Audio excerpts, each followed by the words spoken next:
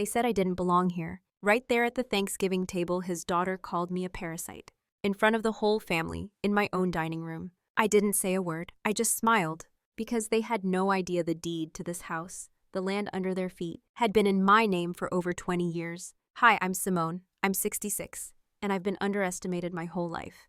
But this time, I decided to let the truth do the talking. What would you do if your in-laws tried to erase you from your own home? Drop your thoughts in the comments. I'd really love to hear them. My name is Simone Everly. I'm 66 years old, and I've made more money than any of them will ever admit. But in this house, in the Calloway house, I'm just the second wife. Not the woman who built a boutique hotel empire in Charleston from scratch. Not the widow who buried a good man and kept his legacy quiet out of love, not ego. Here I'm the one who doesn't fit the aesthetic of their perfect, tragic family photo. Edward, my husband, is kind, gentle. He came into my life at a time when I thought I'd already lived the best chapters. We met at a charity wine auction in Napa. He bid on a case of rosé, I bid higher. He laughed, I didn't back down. That's how it started. He didn't know who I was, thank God.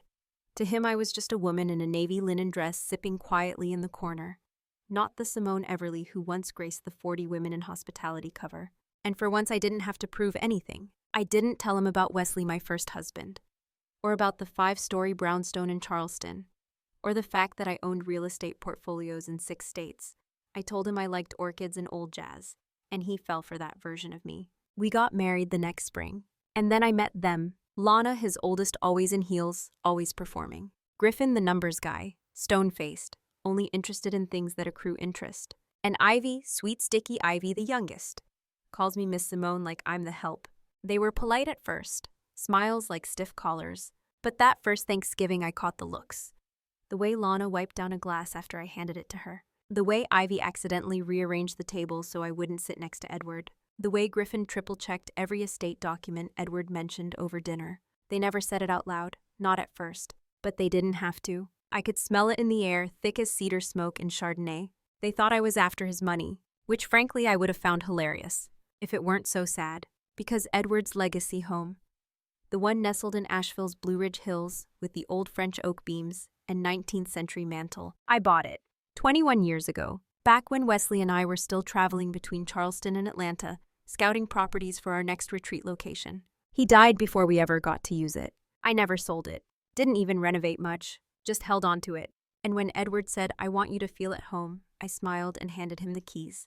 Funny how life works. You can give someone the world and still be treated like you're stealing it. But that's okay. They wanted to talk about who really belongs in this family. Good. I was ready to answer them. It started with the study. Edward's study, his sanctuary, as Lana liked to call it.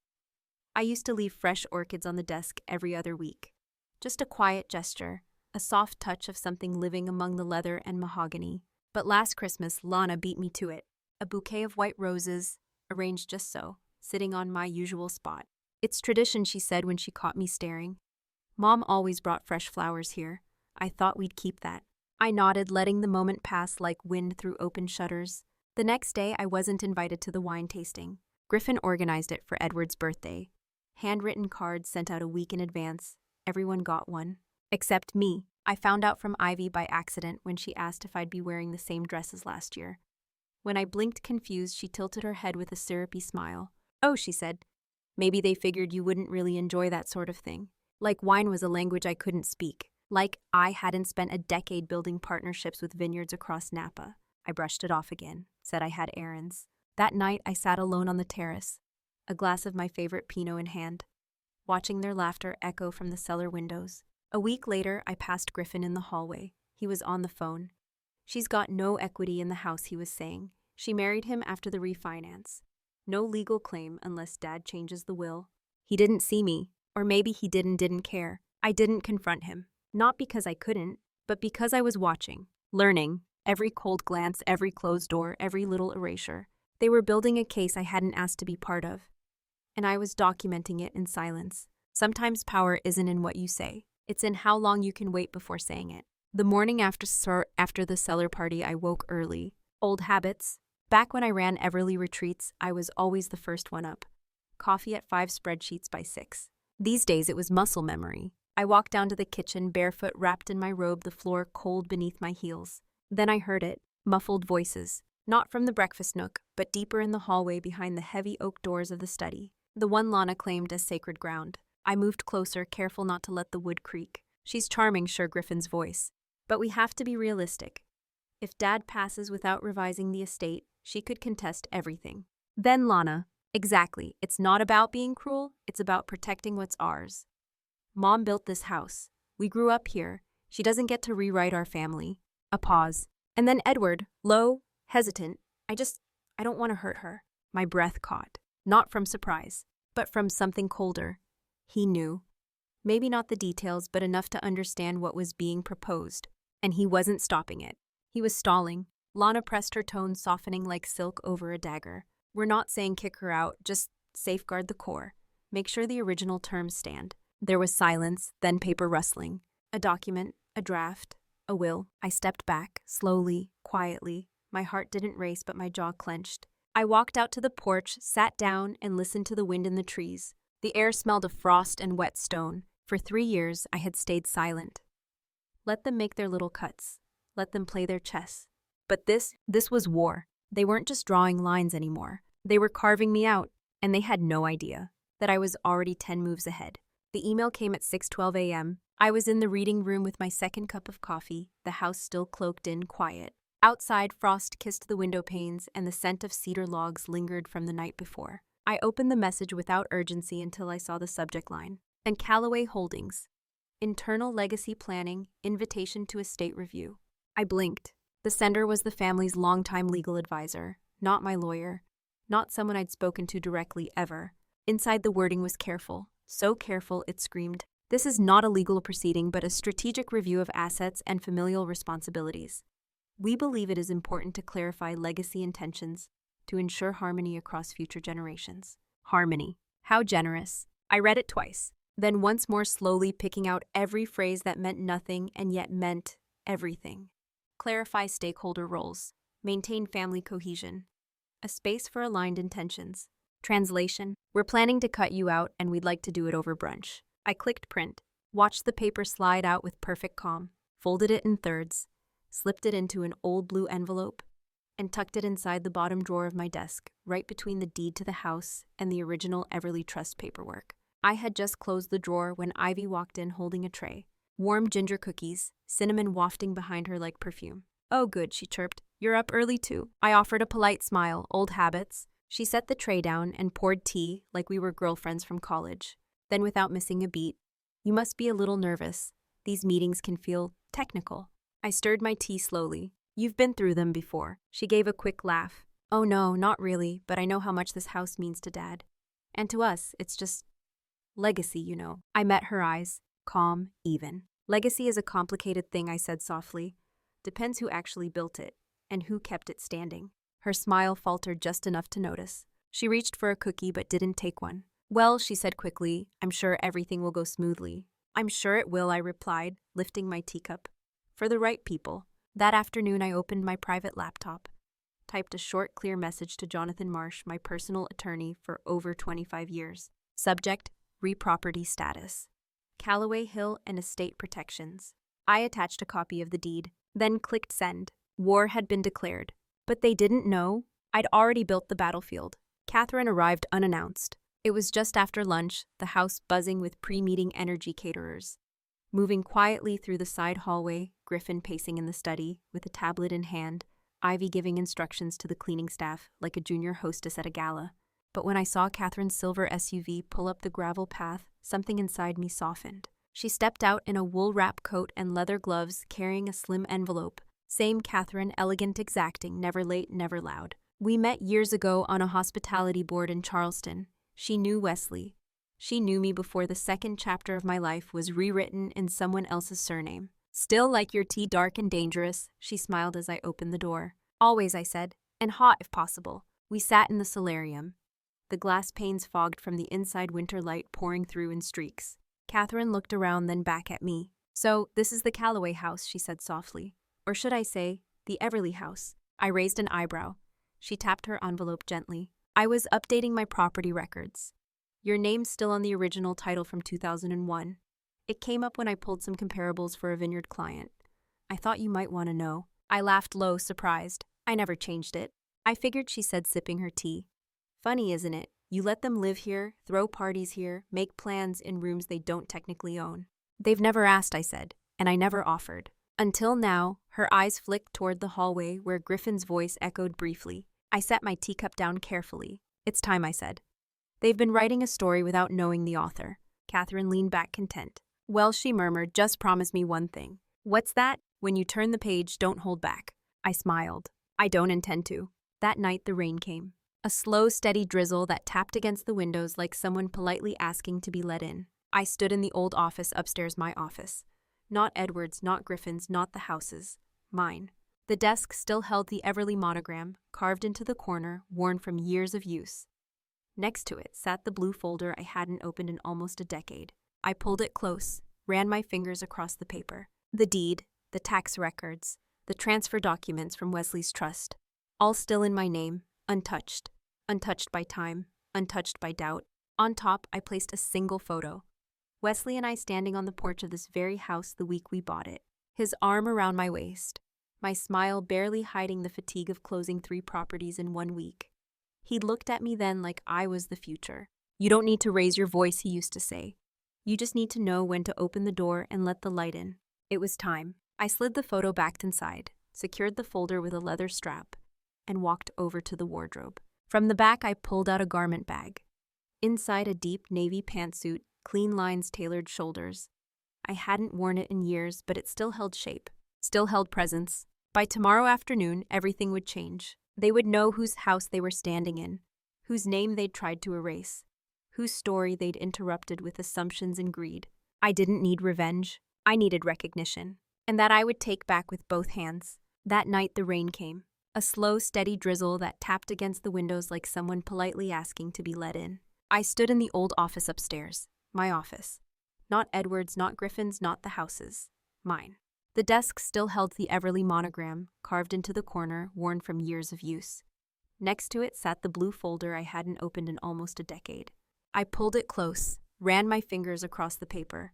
The deed, the tax records, the transfer documents from Wesley's trust. All still in my name. Untouched. Untouched by time, untouched by doubt.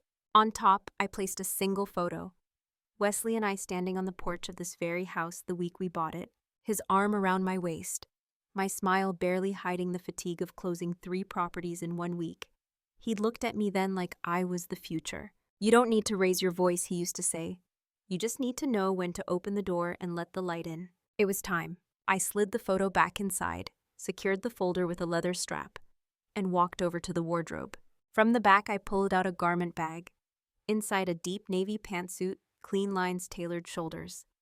I hadn't worn it in years, but it still held shape, still held presence. By tomorrow afternoon, everything would change. They would know whose house they were standing in, whose name they'd tried to erase, whose story they'd interrupted with assumptions and greed. I didn't need revenge. I needed recognition, and that I would take back with both hands. The day of the meeting arrived cloaked in fog. Asheville's hills faded into a pale blur outside the windows, and the silence inside Calloway Hill felt almost theatrical. Everyone in the house felt it. Griffin had been up early, pacing across the study floor. Ivy rehearsed her smiles in the mirror near the dining room. Lana didn't hide her nerves. She snapped at the florist and had the housekeeper redo the place settings 3 times. Edward was quiet, too quiet. I, on the other hand, was calm, methodical. I'd woken at 5, bathed, ironed my navy suit by hand, wrote down 2 quotes from Wesley's old notebooks, and tucked them into my portfolio just as a reminder of where I came from. Then I walked the house, room by room, not because I needed reassurance, but because I needed to feel every inch of the walls they thought they owned. I ran my fingers over the original crown molding Wesley and I had restored. Noticed the tiny scratch on the oak banister from when we first moved in, and the movers had dropped a lamp. Paused in front of the fireplace where Ivy always lit candles in memory of her mother. Candles under a mantle I had imported from Provence, a purchase I'd made, a stone I had chosen, with my name on every invoice. None of them had ever asked how that mantle got there. They assumed it was always part of their history. Assumption I'd learned was the favorite game of people born entitled. At 1:30 p.m., Jonathan Marsh arrived. We didn't speak much. He gave me a small nod and handed me a revised copy of the merger documents, my silent acquisition of a key distribution channel in Callaway Holdings. The ink had dried just the night before. Whenever you're ready, he said quietly. I was. At 200 p.m. sharp, we entered the study. Edward sat at the head of the table as always. To his left, Griffin, with his ever-present navy blazer and a notepad thick with numbers. Beside him, Lana poised like an actress on opening night. To Edward's right, Ivy smiling too much, speaking too little. And me. 2 seats down, sat Jonathan, introduced as a friend and advisor by me. No one questioned it. The family's attorney, a gray-haired man named Sullivan, opened the meeting. Pleasantries, a few jokes about aging and legacy. Then the screen flickered to life and Griffin stood. He launched into a presentation about asset continuity and structural estate planning. Lana interjected periodically with terms like core inheritance model and protection-based trust frameworks. Ivy nodded, smiled, doodled hearts on her legal pad. I wasn't mentioned. Not once. They spoke as if I didn't exist except as a potential liability. And still I said nothing. Until Lana spoke directly to me. It's just a conversation really, she said, folding her hands. With families being as modern as they are, we just think it's important to preserve what's sacred for future generations. That was my cue. I reached down and pulled the leather portfolio onto the table, unbuckled it slowly. The room stilled. I laid out the original property deed, Calloway Hill, purchased in my name in 2001. Before any of them had ever stepped foot inside. Griffin frowned. What is this? Jonathan leaned forward. It's the current title to this estate. Simone Everly is the sole legal owner. Has been for 22 years. Griffin sat back. Lana's jaw twitched. Her fingers curled slightly. Ivy blinked and said nothing. I didn't stop. Next, I slid forward the updated financial report.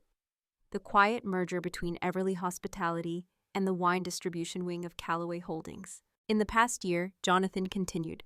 Ms. Everly reacquired majority shares in the Everly Group and recently finalized a merger that gives her a controlling stake in your distribution operations. What Griffin said, his voice cracking slightly. Technically, Jonathan said she now holds the largest single interest across the combined estate portfolios. Silence. The kind of silence that doesn't feel peaceful. It feels exposed. Edward finally spoke. Why didn't you tell me? I looked at him calmly. Because you never asked.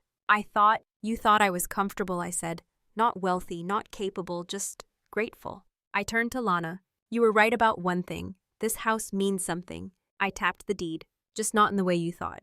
Then I turned back to Edward. I let them cut me out in conversations and glances in rooms. But I won't let them cut me out on paper. Jonathan slid one more folder forward. Inside was my statement. No drama, no threats. Just a formal notice of my legal standing and a proposed draft for joint stewardship of the estate going forward. You have every right to keep your children involved, I said. But not at the cost of erasing me. I stood. I'll be in the solarium. When you're ready to speak to me as a partner, not a guest, come find me. And with that, I left. I didn't need applause. I didn't need gasps. All I needed was the sound of polished wood echoing under my heels and the knowledge that every step I took belonged to me. Because this house, this legacy, this story, it always had my name written into its bones. I sat in the solarium watching the fog thin into sunlight. The air was still heavy with the kind of quiet that only follows a storm. Beyond the tall glass doors, I could see the hills stretching endlessly sharp and golden where the mist had lifted. A housekeeper passed in the hallway, eyes wide, lips parted like she'd heard something she wasn't supposed to. I didn't flinch. Let it ripple. Let it settle. I sipped my tea warm and steady as the world inside the house rearranged itself. 20 minutes passed before the door creaked open. It was Edward. He looked older than he had that morning. He carried the silence with him like a coat soaked in cold rain. Simone. I didn't rise. Edward. He sat across from me, rubbed his hands together, and exhaled hard. I didn't know. No, I said, voice soft. You didn't want to. He nodded. I thought protecting the past meant keeping things the way they were. I looked him in the eye, and I suppose I thought love meant being invisible as long as it kept you comfortable. He winced not because I was wrong, but because he knew I wasn't. They're shaken, he said. Griffin, Lana, Ivy. Good, I replied. Silence again. Then softly, why didn't you fight back sooner? I smiled, not bitter, just tired. Because I wanted to believe they'd grow to see me. That one day I'd walk into a room and not feel like a trespasser in a home I paid for. He reached across the table, touched my hand, warm, familiar, but different now. I don't know if I deserve you. You don't, I said plainly. But you married me, and I honored that. He didn't let go. I want to fix this. I held his gaze. Then start by telling them the truth. In your voice, not mine. He nodded slowly. I will. Bah. Later that evening, the family gathered for dinner. No caterers, no staff, just us. The table was quieter than usual. No one reached for wine. Griffin looked like he hadn't fully processed anything. His napkin sat untouched on his lap. Ivy stirred her soup for 15 minutes without taking a bite. Lana, still as a statue, jaw clenched, eyes fixed on the silverware, like it had personally betrayed her. Edward cleared his throat. "I need to say something," he began. Everyone looked up. He stood, hands trembling just slightly. "For 3 years, Simone has been part of this family, and for 3 years, many of you have made her feel like she wasn't. That ends today." No one interrupted. "She didn't marry me for this house. She brought this house into my life. She didn't come here to take. She preserved. She expanded. She protected what none of us were paying attention to." He looked at Griffin. At the last board review, Calloway Holdings was trending flat. "The new distribution deal, Simone's deal, is what's pulling us back up." He looked at Lana. "This house, the one you all claim as your mother's legacy, it wouldn't exist if Simone hadn't purchased and maintained it before she ever knew me. Then Ivy, she has never raised her voice, never once disrespected your mother's memory. She's shown more grace than I ever have." He paused, swallowed hard. "And from this day forward, she will be recognized publicly, personally, professionally, as a partner, in every sense of the word." He sat down slowly. Silence again. Then Lana stood. She didn't say a word, just turned and left, the table heels echoing against the floor like closing doors. Griffin followed. No drama, no goodbye. Just that quiet, calculating retreat. Ivy lingered. Her eyes met mine across the table. "I didn't know," she whispered. "I did," I replied. And she nodded, tears forming but never falling. Then she too rose. Only Edward and I remained. He reached for the bread basket like nothing had happened. Broke off a piece, handed it to me. "Still like sourdough?" he asked. I smiled faintly. "Still do." The wind outside picked up brushing leaves across the windows. Inside, the house held its breath. Not from fear, from change. And finally, after 3 years of standing still, it felt like the walls could breathe again. 1 year later, Calloway Hill looked different. Not in paint or wallpaper, but in energy. Edward had retired quietly, finally allowing himself long afternoons with books and Bordeaux. We moved most of our operations to Charleston, where the newly merged Everly Calloway Foundation opened its first leadership program for women in family-run businesses.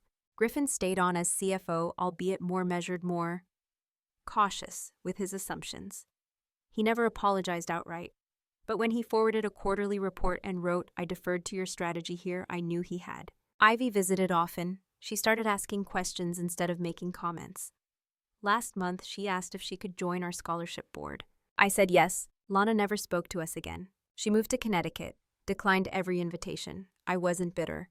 Some walls can't be rebuilt when they were never designed to let anyone in. Edward and I stayed in the house. He calls it home now, not the house. And every Sunday without fail, he leaves fresh lilies in the solarium for Wesley. Not because I asked. Because he finally understood, legacy is not what you inherit, it's what you honor. If you've ever been judged for being too quiet, too put together, too mysterious, if you've ever been called a name that didn't fit, gold digger, outsider, stranger, remember this: sometimes the richest thing you can do is let them underestimate you long enough to watch them learn who you really are. Have you ever been in Simone's place? Tell me below, I'm listening. And if this story stayed with you, share it with someone who's been there too.